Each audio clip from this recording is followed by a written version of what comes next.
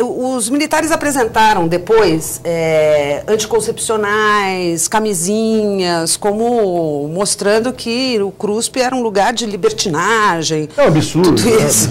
Mas há aqui, nesse relato mesmo, do Mozart Benedito, de que havia até um bloco, que era o A, que os homens não entravam, nem os pais das alunas. Não, nos blocos, havia blocos femininos e masculinos. Os homens não entravam nos blocos femininos nem vice-versa. Quer dizer, não era desse jeito também, né? Como se fala. Um testemunho. O pessoal cruspiano me conhece, minha turma chamava Estiva, nós éramos da pesada, muito malandro, sem vergonha, né? Mas daquela família, né? Eu nunca vi o uso de droga no CRUSP. Passei quase 5 anos completos, nunca vi uso de droga. Nós tínhamos o maior ciúmes das nossas colegas lá, contra pessoas que eram estranhos dos CRUSP e poderiam namorar uma ou outra. Era uma família que se defendia nos modos mais tradicionais de uma família, né? A gente tinha um amor, aquilo era a nossa casa, era o lugar, até eu estava conversando. Quando eu saía de férias ou alguma coisa assim, ia para alguma excursão da escola, o CRUSP era meu lugar de voltar. Era o nosso lugar para onde a gente voltava. Né? Do lar. Considerando que as pessoas que moravam lá, vinham do interior de São Paulo, vinham de outros estados, quer dizer, vinham de lugares muito mais conservadores do que a cidade de São Paulo. Então, do ponto de vista moral, o CRUSP era muito mais conservador do que a média da cidade. Sem dúvida nenhuma. Mas eu acho que... Vim de Porto Alegre. Porto Alegre, outro estado. Bom, eu vim de Descalvado, no interior de São Paulo.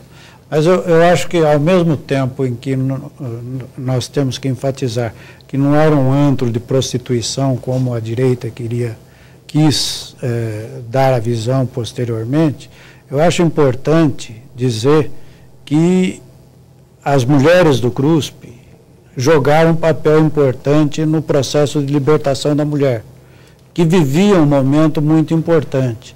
Elas também contribuíram com esse processo e nós, apesar do nosso conservadorismo sexual, colaboramos também com a Revolução Sexual que começou no final dos anos 60 e da qual hoje usufruem os nossos filhos, vivendo uma vida sexual muito mais tranquila do que a que nós tivemos. Então, nesse aspecto, o CRUSP, como era um centro de vanguarda, apesar de ser um centro conservador, como diz o Hugo em várias matérias, jogou um papel de importância na questão da libertação, dos direitos da mulher e da libertação sexual.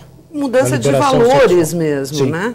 Uma libertação de costumes, né? Mudança de costumes. Nesse mesmo relato do Mozart Benedito, ele conta a história de um grupo de militantes de direita, que eram estudantes asiáticos, que diz que um deles, inclusive, colecionava armas brancas e que foi preso junto também, né? Porque ele nasceu no Vietnã, por acaso. O navio fez uma escala, vinha da China, da Coreia, fez uma escala e ele nasceu no Vietnã, aí que falaram, bom, Vietnã em guerra com os Estados Unidos, ele é anti-Estados Unidos, então prende ele também. Quer dizer, existia essa democracia dentro do CRUSP, deputada Adriana Diogo. É até surpreendente muitas vezes, né? Eu fiquei surpresa com essa história. Primeira vez que eu estou ouvindo falar. Pois é. Que tinha muitos estrangeiros, principalmente os latino-americanos, né? Os paraguaios, os países, El Salvador, né? Bolivianos, peruanos, né?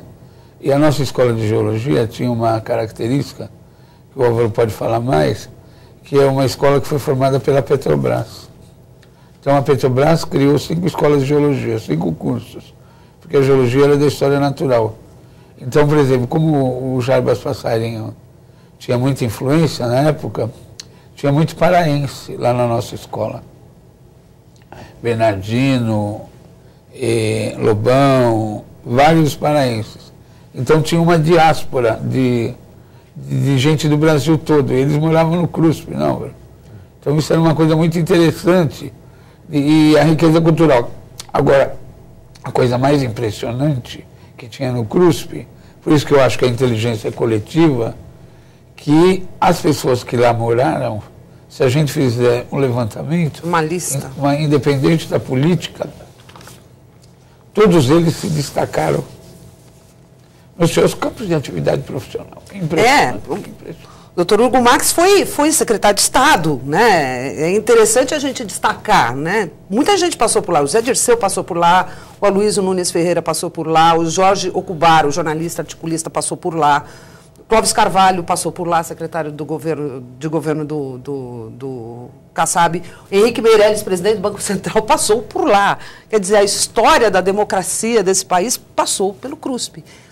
Sente esse peso, às vezes, ou não? Isso é um orgulho, na verdade, ter feito parte desse grupo que mudou a história desse país. Sem dúvida. Acho que o fato de ter passado pelo CRUSP marcou a minha vida. E eu acho que eu tenho muito orgulho de ter sido cruspiano. Acho que muitos dos meus valores foram reafirmados lá. Eu acho que muitos dos conceitos que depois eu empreguei na minha vida profissional foram sedimentados lá. Como é que foi, assim, o CRUSP, essa passagem pelo CRUSP e ter essa visão de que o que se viveu lá foi se distribuindo ao longo dos anos, fazendo essa história, né? Democracia, né? Eu já tinha ressaltado o aspecto da minha vivência. Quer dizer, hoje, boa parte dos amigos que eu conservei da universidade são cruspianos. O CRUSP jogou muito mais na minha formação de vida do que a própria Politécnica. Mas tem um outro aspecto também que foi importante, foi no CRUSP que eu me formei politicamente. Eu comecei a dar os primeiros passos na política estudantil no CRUSP, fui presidente da Associação de Moradores e de lá passei a outras entidades estudantis, como o Diretório Central e a União Estadual dos Estudantes. Então, e até hoje, essa formação política que o CRUSP me possibilitou, joga na minha postura diante dos problemas da sociedade, diante da minha participação política, e nesse sentido, o processo de vida que eu tive no CRUSP foi muito importante para os passos que eu... Era uma autogestão, né? Era autogestão, não era? Não tinha interferência da universidade. Era relativamente autogestão. A universidade, ela tinha um organismo que cuidava do CRUSP, que era o ISU, e que até o final existiu. Só que pouco a pouco, as entidades dos estudantes, que antes eram simples acessórios da direção universitária, foram assumindo funções cada vez mais importantes. Ao final, em 68, 69, na realidade, as decisões mais importantes já eram tomadas por nós, alunos. A universidade simplesmente referendava o processo de decisão nosso. Queria falar um pouco desse momento do AI-5, do que precedeu o AI-5, do fato do CRUSP estar lá onde é a cidade universitária, mas as escolas, as faculdades estavam todas ainda na região central, naquele quadrilátero ali próximo da Maria Antônia. Quer dizer, já se existia um movimento para separar mesmo os estudantes, o fato de levar essas escolas para a Universidade de São Paulo, lá onde ela é, né, tirar da região central. Como é que estava esse momento político, que já era um momento extremamente conturbado antes do AI-5? Eu acho que são duas coisas. Eu não acredito que no projeto da cidade universitária tenha embutido essa intenção de isolar os estudantes. Longe do centro. Não, porque seria pior ainda, se juntaria milhares e milhares, aquilo seria um centro, como foi um centro de efervescência de ideias, né? Agora, nessa época última do CRUSP, o clima estava muito tenso, né? O colega aí falou em um grupo de direita no CRUSP, né? Antigamente a gente nem falava direita, o alienado, o cara que não quer participar, eu nunca vi isso. Mas, ao fim, já havia infiltração de órgãos de segurança no CRUSP, né? E a coisa estava indo por uma situação de confronto e de uma tensão muito grande, né? Então, isso que caracterizou. Quer dizer, parece que até intimamente nós estávamos sabendo que nós estávamos chegando num momento de desenlace. Tal era a contradição entre aquele estilo de vida, aquelas concepções de vida que nós tínhamos, nossos ideais, nossos sonhos libertários, né? E a escuridão que havia no país, né? Então, os espíritos ficaram muito armados, né? E realmente, quer dizer, olha, muita gente, eu lembro perfeitamente de colegas paraguaios que moravam no apartamento do mineiro, do Zé Celli, né? Que numa das passeatas que aconteceram, que o CRUSP engrossava sempre as passeatas, todas as confabulações saíam dali, né? E eu conversava com ele, olha, não vão porque vocês vão ser pegos, vão ser mandados embora para o seu país, né? E eles falavam, Álvaro, você acha que nós vamos ficar num momento como este? Não me amore, estamos lá, né? Então, e eles não eram políticos, não tem nenhuma concepção ideológica, né? Era um choque mesmo quase existencial.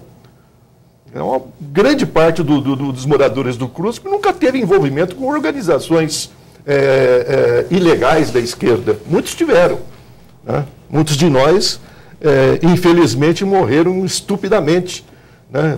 E sofridamente, uma violência tremenda. Mas esse choque, eu acho que foi muito mais um choque cultural e existencial, né?